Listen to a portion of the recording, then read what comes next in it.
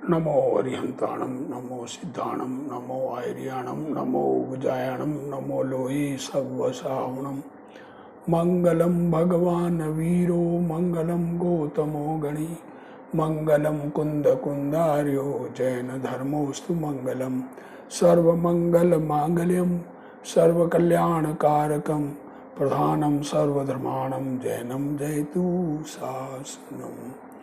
नमो तीर्थनायकने नमो ओंकार नादने ओंकार संगर्यो जैने नमो ते कुंद कुंदने अहो उपकार जिन वर्णो कुंदनो ध्वनि दिव्यनो जिन कुंद ध्वनि आप्या अहो ते गुरु कहाननो। हरिवंश पुराण में वसुदेव घर छोड़कर निकल गए और उनके घर के बाहर अब चौथी शादी हो गई। क्या कहते हैं, नीलहिंसा और नीलहिंसा क्या क्या कह रहे हैं। सब मनुष्यों को मुख कुमार यश प्रवृत्ता, ये दोनों परस्पर प्रेम विषय आसक्त अत्यंत सुख रोज रस भोगते भय। नीलहिंसा से अब नीलहिंसा से शादी हो गई चौथी। एक दिन वसुदेव मंदिर में तिष्ठे थे, सो महाकोलाहल शब्द सुनकर द्वारपालिनी निकट थी, उसे पूछा आज नगर में यह क्या कोलाहल है। सब स्त्री पुरुष व्याकुल भय शब्द करे हैं। तब द्वारपालिनी कहती, भाई हे देव, मैं सब वृतांत जानू हूं, सो तुम सुनो। इसी विजयार्ध गिरी विषय एक सकटा मुखनामा नगर, उसका राजा विद्याधरों का अधीश्वर नीलवान है। उसके नील नाम पुत्र और कन्या नीलांजना, नील कुमार की बहन। सो तुम्हारा ससुर सिंह दृष्ट परिणया, उससे सिंह दृष्ट ने शादी। उस नीलांजना के नीलहिंसा पुत्री भई, सो तुम परणी। और नीलहिंसा से शादी की। और सिंह दृष्ट और नील के परस्पर वचन था, जो तुम्हारे पुत्र होए और मेरे पुत्री होए तो विवाह, और मेरे पुत्री होए तुम्हारा पुत्र होए तो विवाह।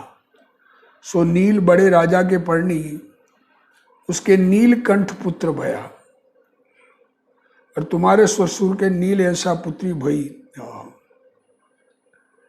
सुपुत्री का जन्म भया। तब मुनियों को पूछा, जो इसका वर कौन होएगा।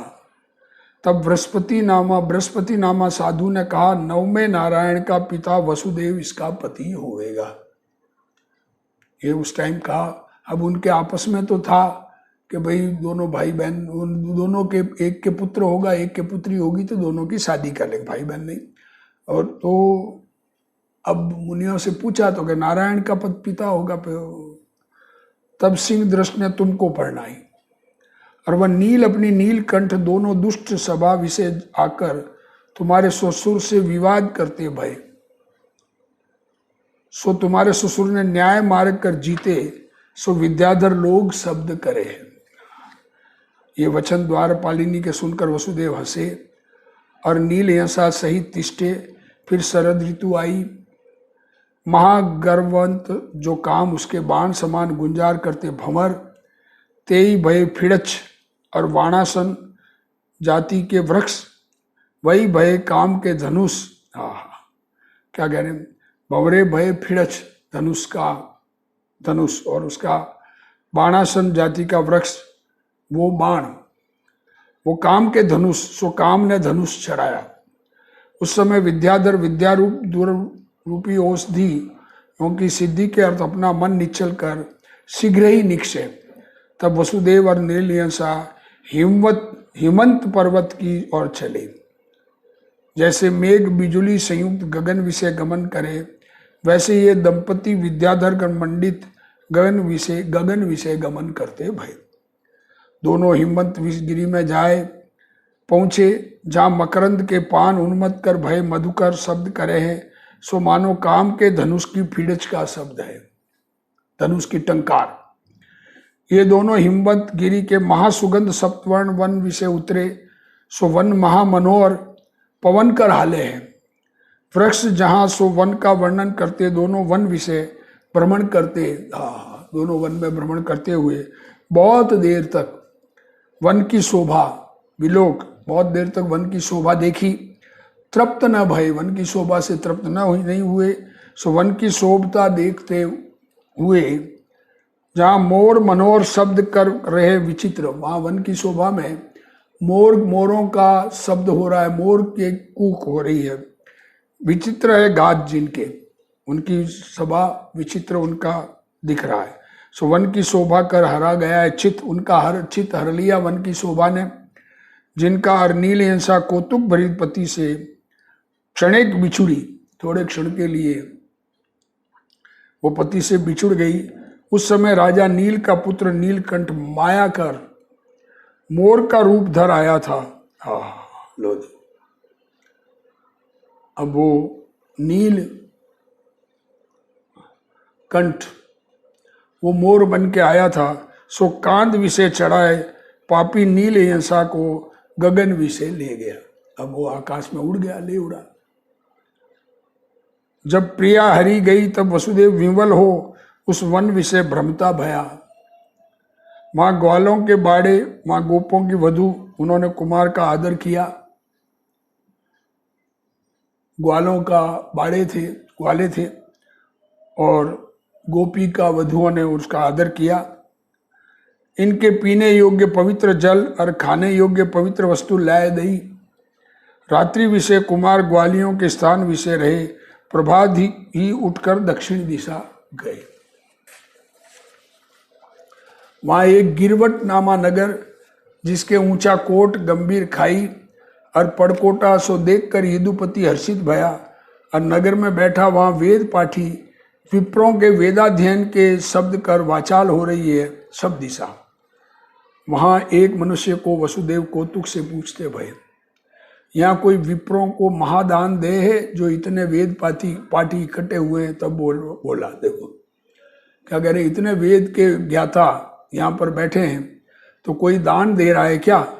तो हे कुमार, यहाँ विश्वदेव नामा ब्राह्मण है, उसके सोमश्री नामा कन्या, सो चंद्रकला समान मनोहर और वेद विद्या विषय प्रवीण। जो वेद विद्या विषय जीते सो इसका वर, यह वचन निमित्त ज्ञानी ने कहा।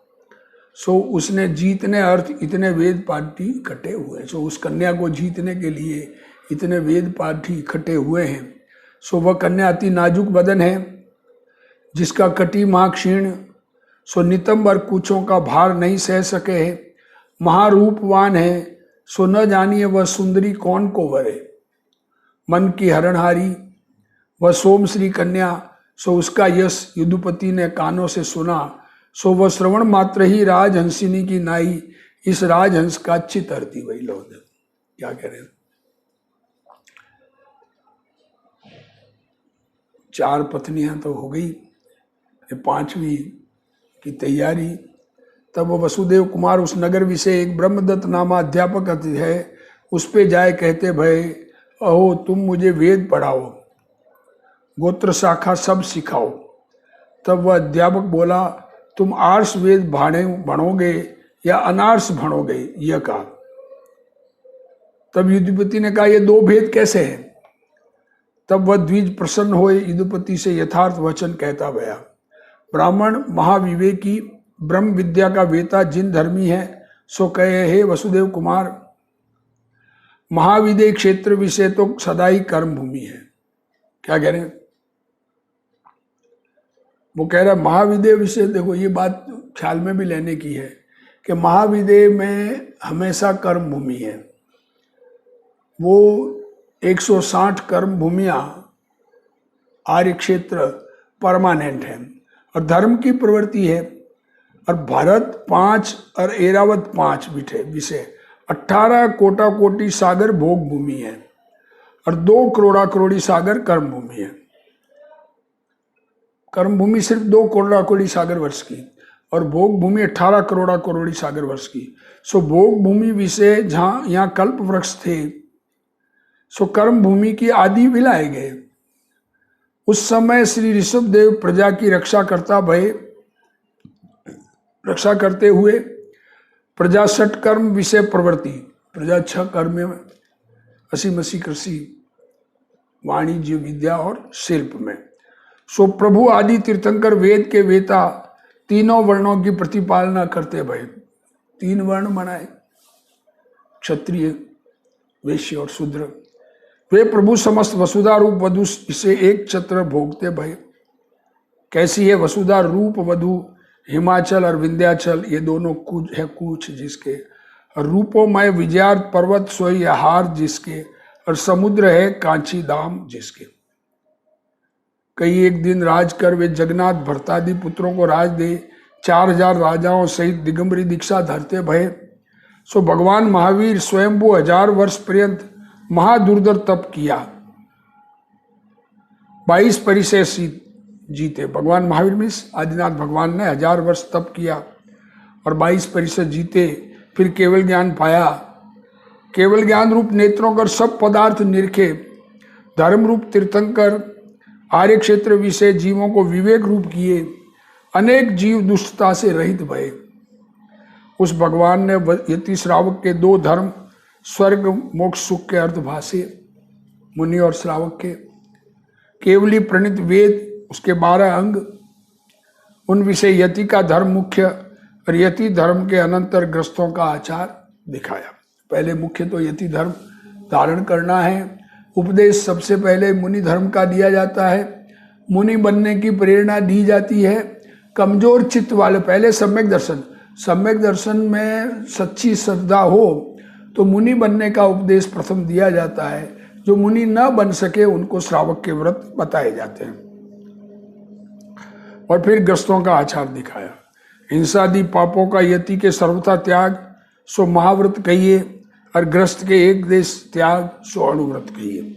सो ग्रस्त के 5 अणुव्रत ये तो महाव्रत में गंभीर गर्भित है। हिंसा, मृषा, अदत्तादान, अब्रह्म परिग्रह, इनका सर्वथा त्याग सो महाव्रत, और एक देश त्याग सो अणुव्रत, और 3 गुण व्रत, 4 शिक्षा व्रत इत्यादि श्रावक के अनेक नियम हैं।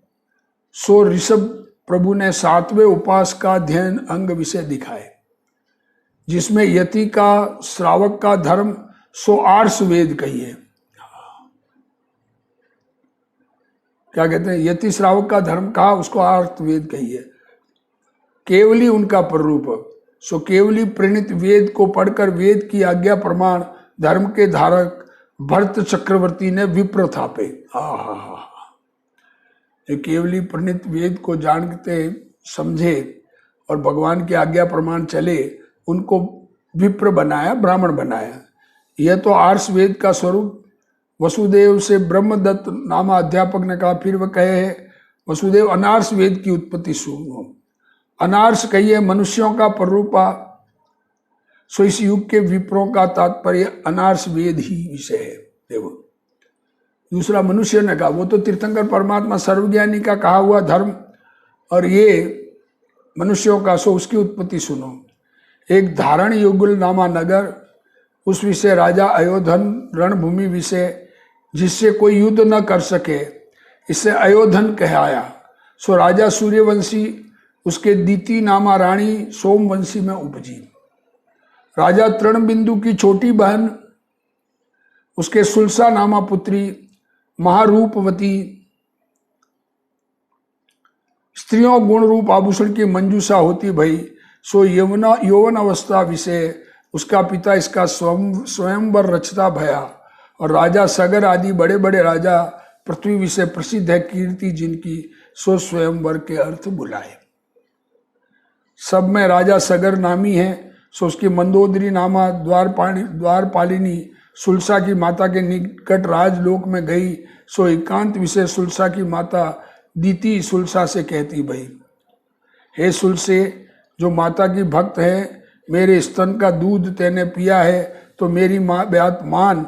मेरा बड़ा भाई तृणबिंदु, उसके रानी सर्वयशा, उसका पुत्र मधुपिंगल, सो अपनी शोभा कर सब राजपुत्रों की शोभा को जीते हैं। मैं मन कर तुझे उसको दिया है, सो तू स्वयंवर विषय मेरे मनोरथ पूर मधुपिंगल के गले विषय माला डाल।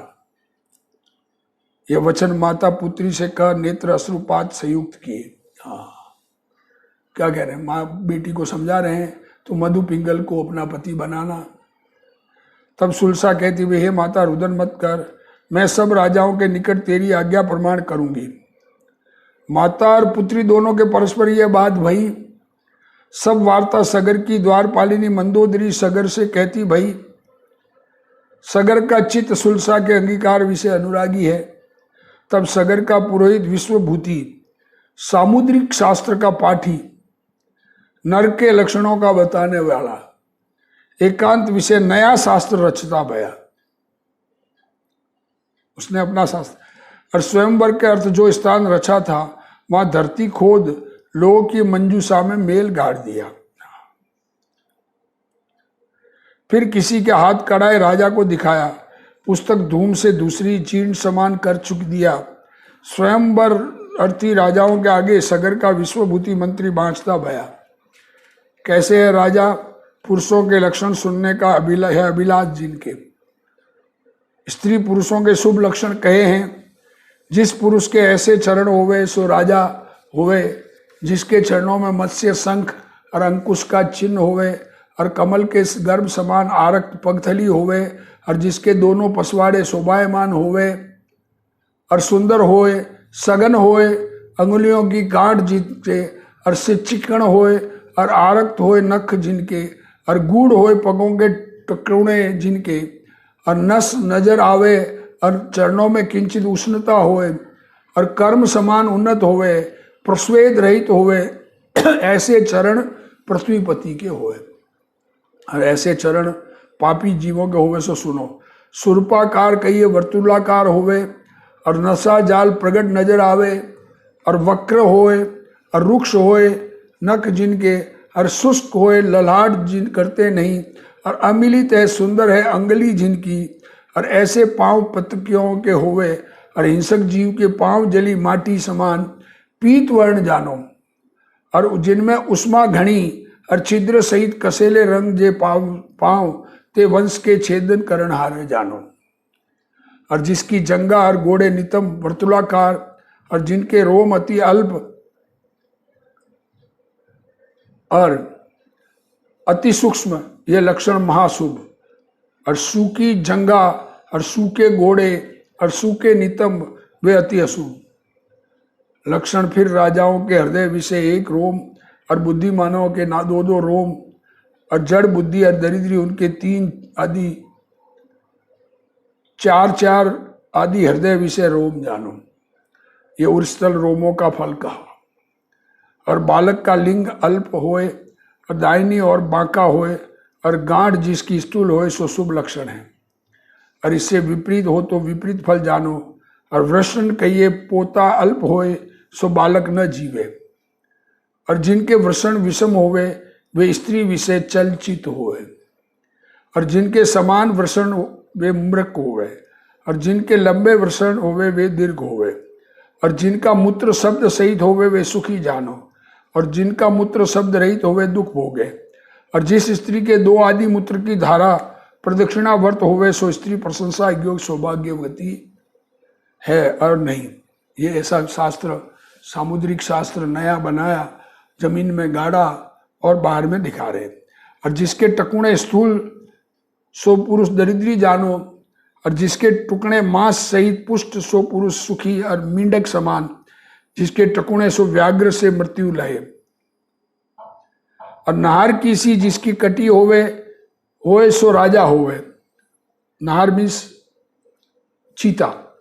और बंदरों के ओष्ठ समान है कटी जिसकी सो धनवंत होवे और जिसका समान उदर होवे सो सुखी होवे और घट समान पीठर कहिए हांडी समान जिसका उदर होवे सो दुखी होवे और जिसकी पांसली अति नीची और वक्र सो पूर्ण धनवंत होवे और जिसकी कुक्ष नीची न होवे सो भोग रहित होवे और जिसकी समकुक्ष होवे वे भोगी होवे और जिनकी उन्नत कुक्ष होवे सो राजा होवे और जिनकी विषम कुक्ष होवे सो कुधन होवे और जिसका उदर सर्प समान होवे वे दरिद्र होवे और बहुत आहारी होवे और जिसकी नाभि विस्तीर्ण होवे वे दरिद्री होवे और बहुत ऊंडे होवे, गंभीर होवे, वर्तुलाकार होवे, वे सुखी होवे। और जिनकी नाभि नीची होवे, अल्प होवे, अदृश होवे, वे क्लेश के भाजन रूप पुरुष कहे। और जिनके मध्य की त्रिवली विषम होवे, उनके वायुशूल की बाधा होवे और दरिद्री होवे। फिर वह त्रिवली बाई अथवा दाहिनी आव तक युक्त होवे, सो पुरुष धनवान होवे और बुद्धिमान होवे। और जिनकी त्रिवली कमल की कर्णी का समान दीर्घ होवे, तो वह पुरुष राजा होवे। और जिनकी त्रिवली अधोभाग विषय दीर्घ होवे, सो उस पुरुष के निकट धन होवे, पंडित होवे, ग्रामपति होवे। और जिनके धन पद होवे, दीर्घायु होवे, और शास्त्र के अर्थ का वेता होवे, और स्त्रियों का सदा प्रिय होवे, और रूपमान होवे, उसके बहुत पुत्र होवे। 1 2 3 4 इन त्रिवलियों कर युक्त होवे, सो पुरुष राजा होवे, बलवान होवे। और जिनके त्रिवली सरल होवे, वे पुरुष परदारा के त्यागी, स्वदारा संतुष्ट होवे। और जिनके विषम त्रिवली होवे, वे महाव्यभिचारी और अन्य मार्ग के प्रवर्तन रहे हुए। और जिनकी पांशु मोटी और मृदु होए, और दक्षिणावर्त रोम होए, सो राजा होए। और जिनकी पांशु मोटी न होए, मृदु न होए, और दक्षिणावर्त रोम न होए, पराय किंकर होवे। और जिनके बाहु दीर्घ न होवे और पुष्ट न होवे, वे पुरुष सौभाग्यहीन होवे। और जिनके दीर्घ कुछ होवे और विषम होवे, सो मनुष्य निर्धन होवे। और जिनका हृदय पुष्ट विषय होवे, विस्तीर्ण होवे, ऊंचा होवे, निष्कंप होवे, सो राजा होवे। ये लक्षण राजाओं के हैं। और जो यति विपरीत हृदय होवे, सो हीन पुण्य के लक्षण जानो। और खर समान कठोर रोमों कर मंडित, सो हीन पुण्य जानो। और जिनका वक्ष स्थल सम होवे, वे धनवान होवे। और जिनका वक्ष स्थल पुष्ट होवे, वे पुरुष सूरवीर होवे। और जिनका वक्ष स्थल विषम होवे, वे निर्धन होवे, और शस्त्र कर उनकी मृत्यु होवे। और उष्ट जवूण कर मनोज्ञ होवे, और उन्नत कर भोगवान होवे, और नीचा कर दरिद्री होवे, और हाडन कर मंडित, तथा विषम से जवूण कर विषम पुरुष होवे। और जिसकी पसेव रहित कांक होवे, और पुष्ट होवे, उन्नत होवे, सुगंध होवे, सो धनवान होवे। और जिसकी कांख सम रोमों कर युक्त होवे, सो धनवान होवे। ये सब लक्षण उस खोटे शास्त्र में लिखे हैं, वो बता रहे हैं जो। और जिसकी ग्रीवा चिपटी होवे, पर शुष्क होवे, और नशान कर वेष्टित होवे, सो दरिद्री होवे। और जिसकी संग समान ग्रीवा होवे, सो राजा होवे। और जिस मनुष्य की मई समान ग्रीवा होवे, सो सूरवीर होवे। फिर जिसकी पीठ रोम रहित सम भग्न होवे, सो शुभ लक्षण जानो। और जिसकी पीठ रोमों के संचय को धरे और अति भग्न होवे, सो शुभ लक्षण न जानो। और जिसके कंधे अल्प होवे और पुष्ट होवे, और भग्न रोम कर युक्त, सो निर्धन पुरुष जानो। और धनवंत मनुष्यों के सुंदर पुष्ट रोम रहित, वे सूरवीर होवे। और जिनके कर पुष्ट होवे, दोनों समान होवे, हाथी की सूंड समान लंबायमान होवे, वे लक्षण राजाओं के जानो। और निर्धन मनुष्यों के कर छोटे होवे और रोम संयुक्त होवे। फिर जो दीर्घायु पुरुष, उनकी कर शाखाओं विषय रेखा दीर्घ होवे और कोमल होवे। और जो भाग्यवान होवे, उनके रेखा अवक्र होवे। और जो बुद्धिमान होवे, उनके कर रेखा सूक्ष्म होवे। हाथ में, कर मीन्स हाथ में दीर्घ होवे और कोमल होवे। और जो भाग्यवान होवे, उनके रेखा अवक्र होवे। और जो बुद्धिमान होवे, उनके कर रेखा सूक्ष्म होवे। और जो निर्धन है, उनके कर स्थूल होवे। और जो पराय किंकर हैं, उनके कर चिपटे होवे। और जो धनवान हैं, उनके कर मरकट समान होवे। और जो महाक्रूर निर्दय है, उनके कर व्यग्र समान होवे। और जिनके संधि मणिबंधन निगूढ़ होवे और संधि सुश्लिष्ट होवे, ये लक्षण राजाओं के जानो। और जिनके संधि मणिबंधन शब्द सहित होवे और शिथिल होवे, वे पुरुष दरिद्री होवे। और जिनकी हथेली नीची होवे, वे पुरुष नपुंसक होवे और पिता के धन से रहित। और जिनकी हथेली गोल होवे और किंचित नीची होवे, वे धनवान होवे। और जिनकी हथेली उच्च होवे, वे दातार होवे। और जिनकी हथेली आरक्त होवे, वे धनाढ्य होवे। और जिनकी हथेली विषम होवे, वे कठोर चित होवे। और जिनकी हथेली पीत होवे, वे अगम्य ज्ञानी। और जिनकी हथेली रुक्ष होवे, वे कुरूप होवे। और जिनके नख तुष की चवी चरे, वे नपुंसक होवे। और जिनके नख फाटे होवे, वे निर्धन होवे। और जिनके नख अत्यंत अरुण होवे, वे सैन्या के नाथ होवे। और जिनके कुत्सित नख होवे, वे पराधीन होवे। और अंगुष्ठ कर उपजा जो यव का आकार उसकर धलाढ़ होवे। और अंगुष्ठ के मूल विषय उपजा यव उसकर पुत्रवान होवे। और नीची अति स्निग्ध सो रेखा उनकर धनवान होवे। और इससे अन्यथा होवे धन का नाशक होवे। और जिसकी अंगुली सघन होवे सो धनवान होवे। और जिसकी अंगुली सघन न होवे वे निर्धन होवे। और जिसके मणिबंधन से नीचे 3 रेखा कर की होए सो राजा होवे। और जिसके रेखा का लक्षण अखंड होवे सो दीर्घायु होवे। और जिसके न होवे सो अल्पायु होवे। और जिसके कर में खड़ग रेखा तथा शक्ति की तथा गदा की, बर्छी की, चक्र की, तोमर की होवे सो सेना का नाथ होवे। और जिनकी ठोड़ी कृश होवे और दीर्घ होवे वे निर्धन होवे।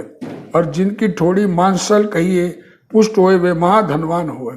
और जिनकी ऊंट की सी ठोड़ी होवे वे प्रसिद्ध पुरुष न होवे। और जिनकी ठोड़ी किंदूरी फल के समान वे राजा जानो। और जिनकी दाढ़ तीक्ष्ण होवे, समान होवे, स्निग्ध और दांत निर्मल होवे, सघन होवे और जीवा आरक्त होवे, दीर्घ होवे, मनोहर होवे वे महाभाग्यवंत भोगी पुरुष जानो। और जिनका मुख वर्तुलाकार होवे, सौम्य होवे, सम होवे, चक्र न होवे वे लक्षण राजाओं के जानो। और जो भाग्यहीन है उनका मुख भारी होवे। और जो मूर्ख है उनका मुख कुलाड़ी समान होवे। और जो स्त्री बाज हो उनका मुख नीचा होवे और वक्री होवे। जो कृपण मनुष्य है उनका मुख हस्व होवे। और जो द्रव्य रहित है उनका मुख अति दीर्घ होवे, यह निश्चय जानो। जिनके कीला सार के कर्ण है वे महिपाल जानो।